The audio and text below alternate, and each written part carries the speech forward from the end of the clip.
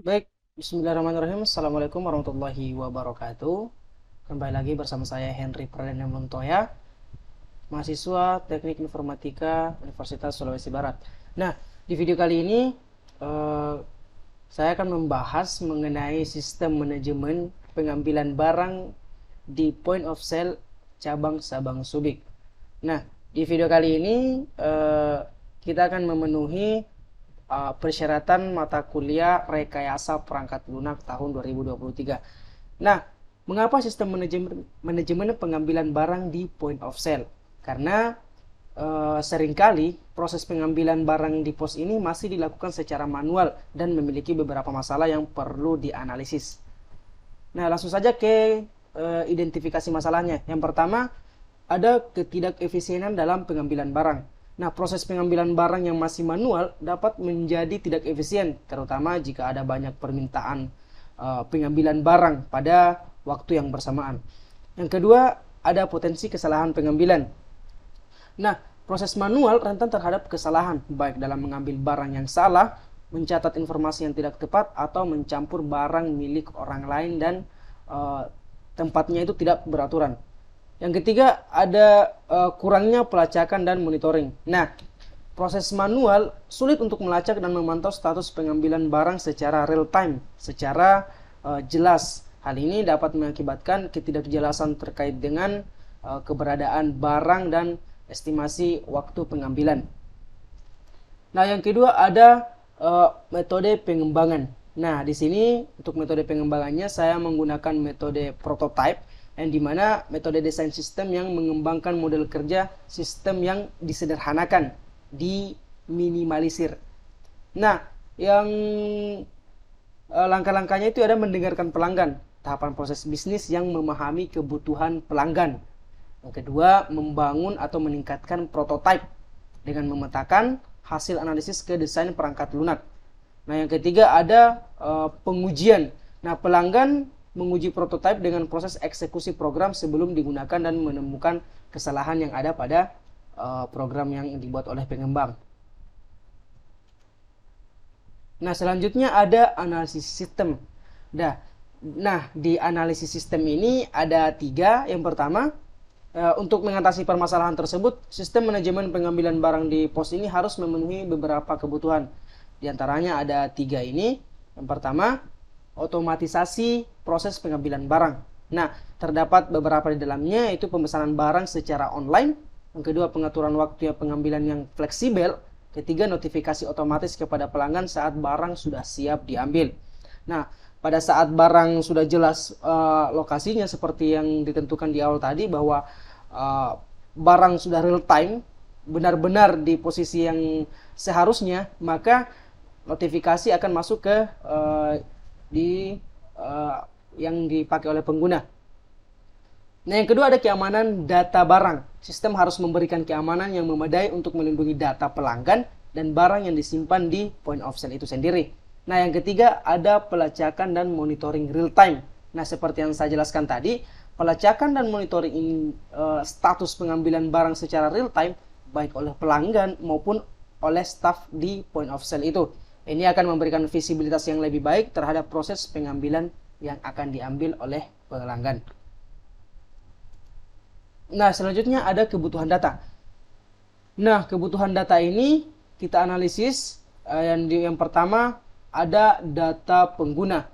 Nah, data pengguna itu terdapat username, password, maupun role atau bagian posisi oleh yang kita inputkan nantinya. Nah, yang kedua ada data barang. Nah, data barang ini terdapat nama barang, kode barang, dan jumlah barang. Nah, yang ketiga ada data staff atau yang mengelola nantinya yang di point of sale itu sendiri.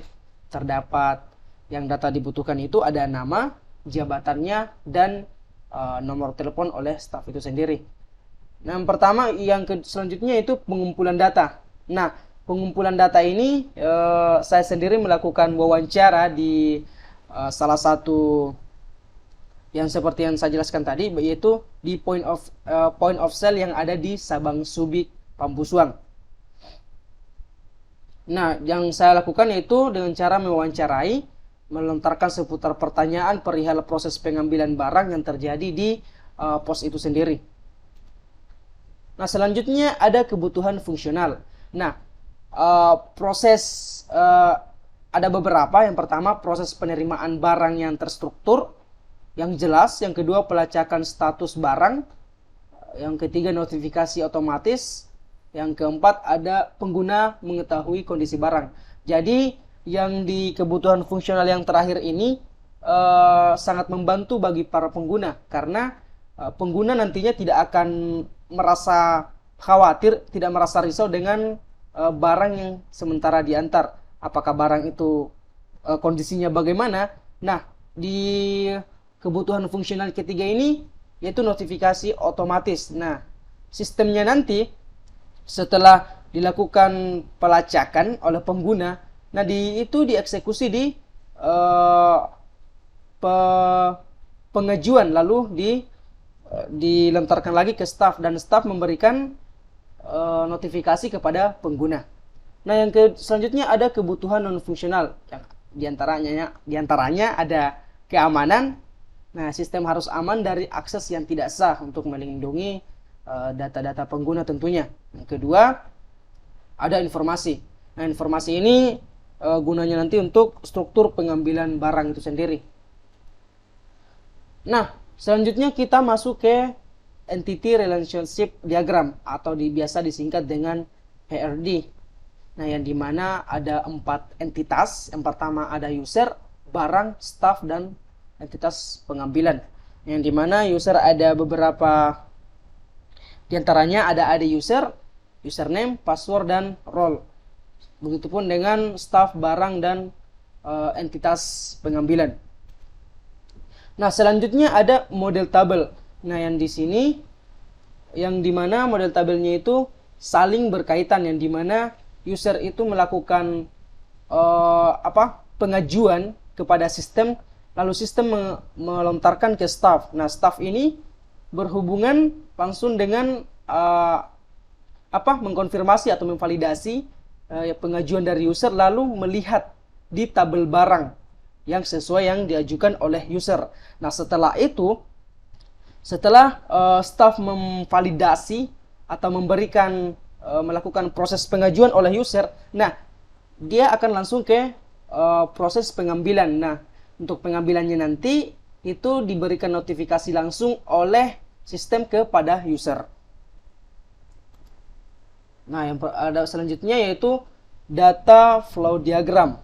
Yang pertama ada konteks diagram, yang dimana user melakukan pelacakan barang melalui dengan sistem, kemudian sistem meneruskan data barang yang diajukan oleh user ke staff. Nah, staff memvalidasi data barang, diberikan dilontarkan kembali ke sistem. Nah, sistem memvalidasi lokasi barang secara real time.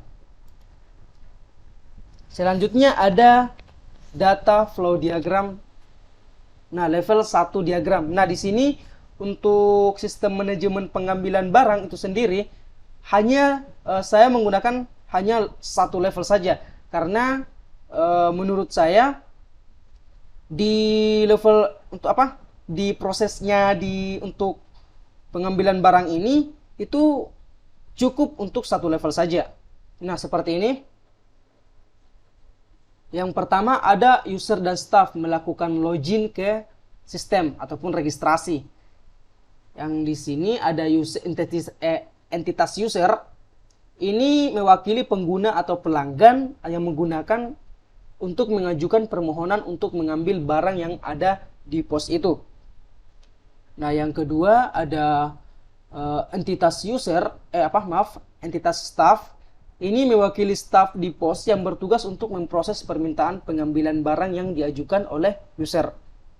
Nah, yang ketiga ada entitas barang. Nah, entitas barang ini mewakili barang-barang yang tersedia di pos yang dapat diambil oleh user setelah melakukan pengajuan permohonan mengambil barang. Nah, selanjutnya untuk proses pengambilan barang. Nah, proses ini menggambarkan alur pengambilan barang oleh pengguna dari pos. Proses ini mencakup tahapan seperti pengajuan permohonan, pemrosesan oleh staf, kemudian ada proses notifikasi. Ini adalah aliran data yang menggambarkan notifikasi yang akan nantinya dikirim kepada pengguna saat permohonan disetujui atau saat barang sudah berada di lokasi. Nah, di sini ada modul rancangan sistem. Ada 3. Yang pertama, modul manajemen pengambilan barang. Nah, modul ini harus dapat digunakan untuk membuat struktur pengambilan barang untuk meminimalisir terjadi kesalahan informasi terkait barang yang akan diambil oleh pengguna nantinya. Yang kedua, ada modul autentikasi pengguna. Nah, modul ini digunakan untuk menyediakan fungsi autentikasi itu sendiri untuk sistem pengambilan barang. Nah, modul ini harus dirancang dengan mempertimbangkan keamanan seperti menggunakan metode enkripsi, yaitu perlindungan data untuk melindungi data pengguna nantinya. Nah, yang ketiga ada modul manajemen pengguna. Nah, modul ini digunakan untuk mengelola pengguna sistem, termasuk menambahkan pengguna baru, mengedit data pengguna, dan menghapus pengguna. Nah, dan modul ini juga dapat digunakan untuk membatasi akses pengguna ke berbagai fitur sistem yang ada. Nah, selanjutnya ada desain UI atau user interface-nya. Nah, untuk di sini untuk Yang pertamanya pada UI from login, user akan menginputkan username dan password sebelum mengakses menu utama yang ada di dalam sistem. Seperti yang ada di sini. Yang kedua, halaman yang ini digunakan oleh user, oleh pengguna untuk melihat perubahan data mulai dari pengajuan, pengiriman yang terdaftar, pengelolaan data oleh staff, bagian yang admin meliputi penambahan datanya. Kemudian ada halaman selanjutnya, ini digunakan oleh bagian administrasi untuk mengelola registrasi. Paket terdiri dari paket barang dan paket dokumen. Jika bagian staff ingin menyimpan data registrasi terbaru, bisa menekan tombol simpan data yang ada di bagian bawah dari tabel data registrasi ini. Selanjutnya, nah, seperti ini. Halaman ini, tampilan seperti ini digunakan oleh administrasi juga untuk melihat data resi. Jika bagian administrator ingin menyimpan data resi terbaru, bisa menekan tombol simpan data yang ada di bagian bawah dari tabel resi ini. Seperti yang ini. Nah, untuk tabel yang selanjutnya, ini digunakan oleh staff untuk mengelola data barang. Paket terdiri dari paket barang dan paket dokumen. Jika bagian administrator ingin menyimpan data juga, yang seperti barang terbaru, bisa menekan tombol simpan yang ada di bagian bawah dari tabel berikut ini, seperti yang ada pada gambar di PowerPoint-nya. Nah, kemudian ada pohon keputusan. Nah, di sini untuk pohon keputusannya saya mengambil pada pemrosesan kedua, yaitu pengajuan permohonan ambil barang. Nah, itu diteruskan ke proses pengajuan. Kemudian apabila proses pengajuan ini dilakukan memberikan notifikasi, apabila notifikasinya yang ada di akun pengguna itu notifikasinya tervalidasi atau disetujui, maka akan memberikan barang siap diambil. Jika tidak, maka memberikan barang belum ada ataupun barang belum tersedia. Nah, selanjutnya ada tabel keputusan. Nah, yang dimana ada kondisinya dan rules-nya, dimana notifikasi validasi setuju, yaitu jika notifikasinya jika notifikasinya ke pengguna itu tindakannya apabila notifikasi divalidasi atau disetujui, maka memberikan output seperti ini. siap diambil, dan barang belum ada. Nah, yang selanjutnya ada tabel keputusan. Maaf, yang di sini pseudocode-nya yang dimana jika notifikasi sama dengan disetujui, maka barang siap diambil. Jika tidak, notifikasi sama dengan belum ada, maka barang belum ada. Nah, mungkin itu saja dari saya. Kurang lebihnya mohon dimaafkan. Akhirul kalam, wassalamualaikum warahmatullahi wabarakatuh.